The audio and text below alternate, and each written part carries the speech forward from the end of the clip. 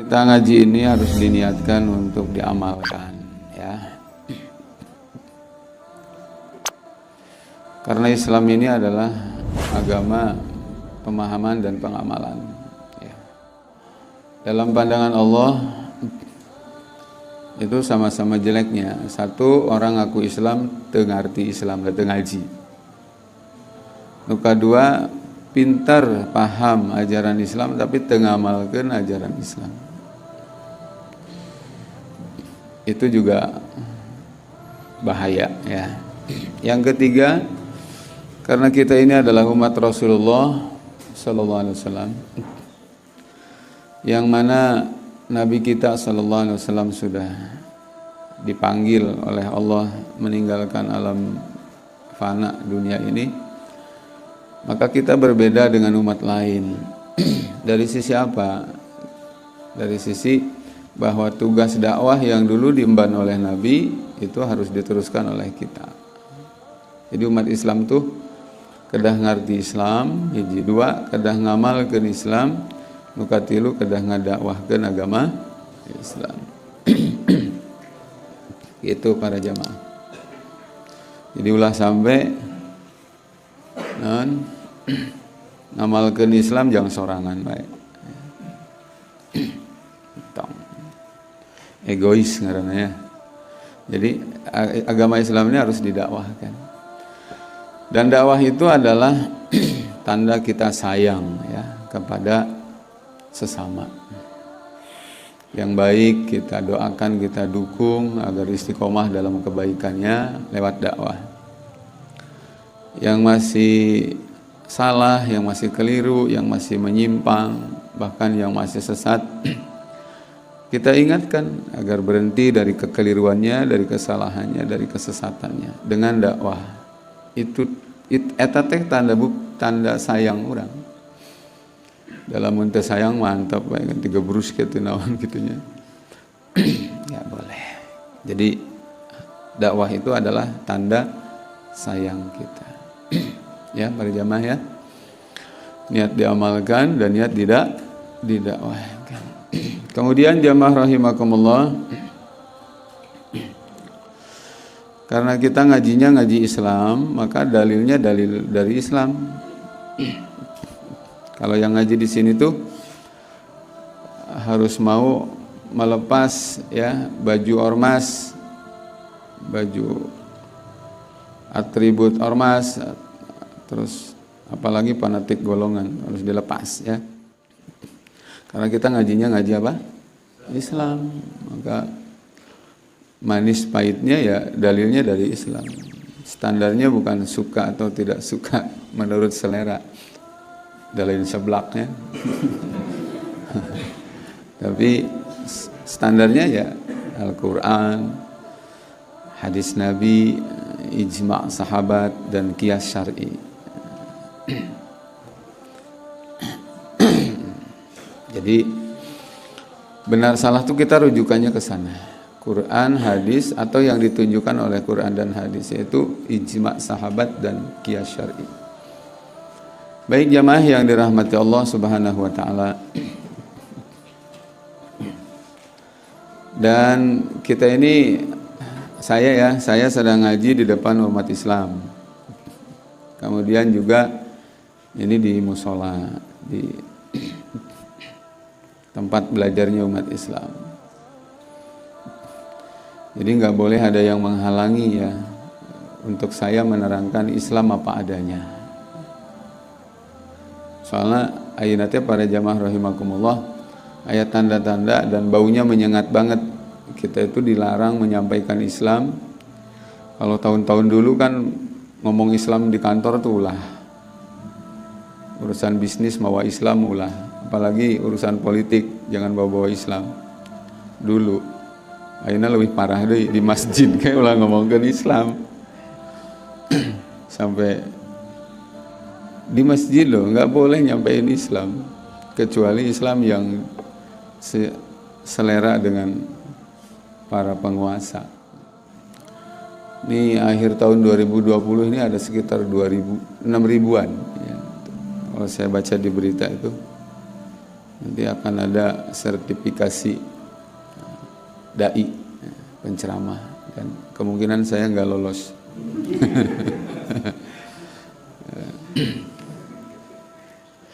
Karena tidak memenuhi selera yang membuat sertifikat. Padahal saya asli lulusan pesantren, sanad saya jelas ke Rasulullah. Tapi karena mungkin tidak cocok dan tidak sejalan dengan yang bikin sertifikat, saya nanti akan disebut Ustadz Bodong. Ya, ilegal. Orang doakan sing arinsap sing calager, aduh ya Allah. Jadi pejabat kudu nama orang Islam teh ngabelaan Islam, ya ngomong pangmungpung kerja di pejabat teh ngahalangan Islam, kan gelo itu ngaranna teh. Aduh ya Allah ya Rabb. Kuat ayat sebutkan ayat hadis radikal coba. Oh, apa namanya? Enggak ada ya. Baik, jemaah rahimakumullah. Dunia akan diisi dengan episode pertarungan antara hak dan batil, itu ila yaumil kiamah ada. Fir'aun versus Nabi Musa, ya, Nabi Ibrahim versus Namrud, Kanjeng Nabi Muhammad SAW versus Abu Jahal, Abu Lahab, segala macam, ya. Sekarang beliau-beliau sudah dipanggil oleh Allah. Hak batil itu ada. Jadi jangan dikira Fir'aun gus eueuh terus eueuh beneran. Ya. Sistem cara yang dipakai oleh Fir'aun artinya apa? Sebagai kepala negara yang menghalang-halangi dakwah, bila perlu membunuh bayi-bayi segala macam demi untuk eksistensi kelanggengan jabatannya, itu akan terus ada. Itu Fir'aun itu. Jadi lamun keur nyaritakeun Fir'aun terus diceritakeun Fir'aun zaman baheula keur khutbah itu diaktualisasikan ke orang bahwa yang dimaksud itu adalah termasuk prinsip Fir'aun, ajaran Fir'aun, cinta jabatan sampai berani melawan Nabi, melawan Rasul. Ya, kekiniannya apa? Pejabat demi mempertahankan jabatannya sampai mengkriminalisasi para dai, radikal, teroris, garis keras, Islam intoleran, tutup, bubarkan, tangkap, penjara, kodaran, Fir'aun itu, Fir'aun asli, asal akhlaknya akhlak Fir'aun.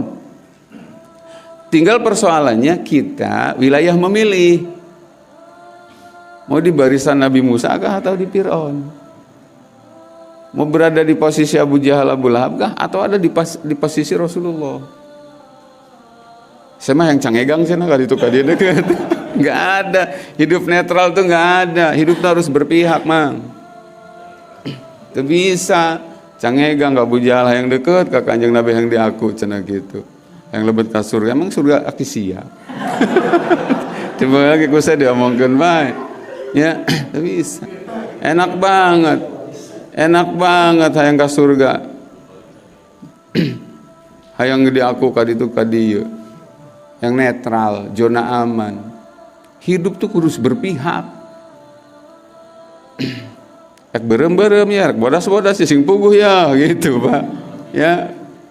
Yang jelas, makanya ayat doa ini adalah dari Rasulullah Sallallahu Alaihi Wasallam, asal muasalnya. Tapi doa ini paling sering dibaca oleh sahabat Umar ibn Khattab radhiyallahu anhu. Apa doanya? Allahumma arinal haqqa haqqan. Ya Allah, tampakkan kepadaku hak adalah hak. Karena di akhir zaman nanti ada hak kelihatan batil loh. Peguh syariat Islam yang akan menyelamatkan Indonesia, ditembongkan syariat Islam akan menghancurkan Indonesia. Jadi oleh para agen kafir tuh, dengan dana yang dia punya, dengan media yang dia punya, Islam tuh dikesankan kebatilan. Nah, bagi kita orang yang beriman, mau mereka bilang Islam itu mengancam kah, Islam itu berbahaya kah, akan menghancurkan Indonesia kah, kita nggak akan bergeming walaupun seujung rambut. Akan kita katakan Islamlah satu-satunya solusi yang akan menyelamatkan Indonesia. Gitu. Kenapa mananya ngomong naon kita? Itu ngaranna naon? Allahumma arinal haqqa haqqan. Terus cukupkah kita setelah melihat ada hak, ini adalah hak, teka tipu jadi seolah-olah jadi batil? Cukupkah kita di situ? Enggak. Warjukna tibaah. Ya Allah, beri saya kekuatan mengikuti al-haq itu. Gitu. Jadi artinya apa? Berpihak. Wa arinal batila batilan, ya Allah tampakkan kepada aku batil adalah batil. Beri saya kekuatan ya Allah. Ya. Di akhir zaman itu akan banyak kebatilan, kelihatannya hak. Ya. Demokrasi saya pisan ya teteh. Raos gitu. Saya pisan. Tong nyarios Islam lah. Da kapungkur ge ulama henteu kitu. Harga mati.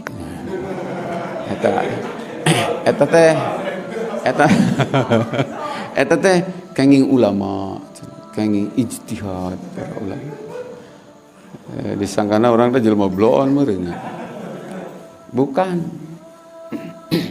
Ulama yang pada saat itu menginginkan Indonesia tuh setelah berhasil mengusir Belanda ingin ditegakkan syariat Islam, tapi mereka nggak mau. Setelah mereka nggak mau, para ulama didesak dengan itu, terpaksa. Oke, kalau begitu kata para ulama, tolong dong titip 7 kata di sila pertama, ayat kalimat kewajiban melaksanakan syariat Islam bagi para pemeluknya.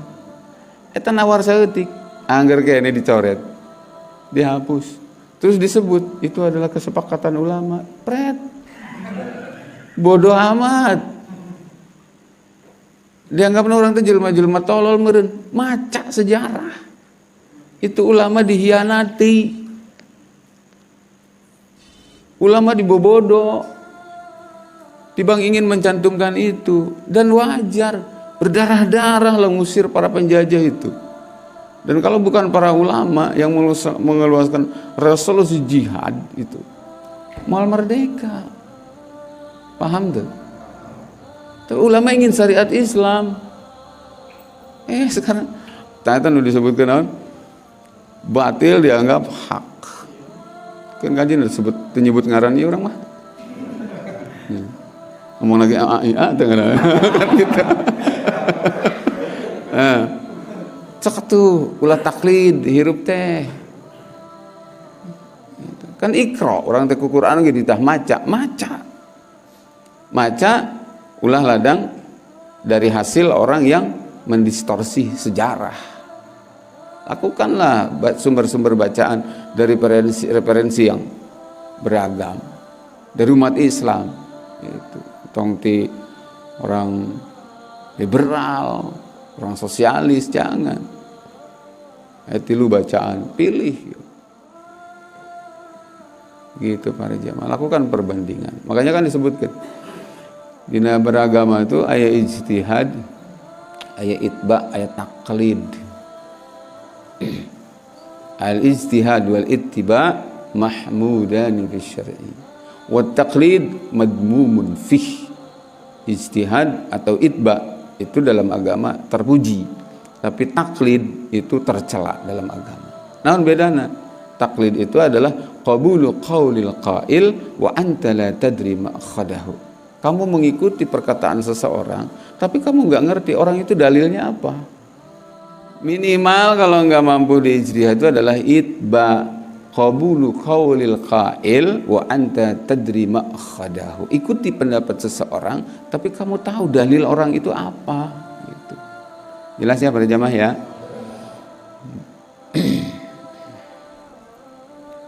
Itu eta kan orang teh diberi akal deh jangan.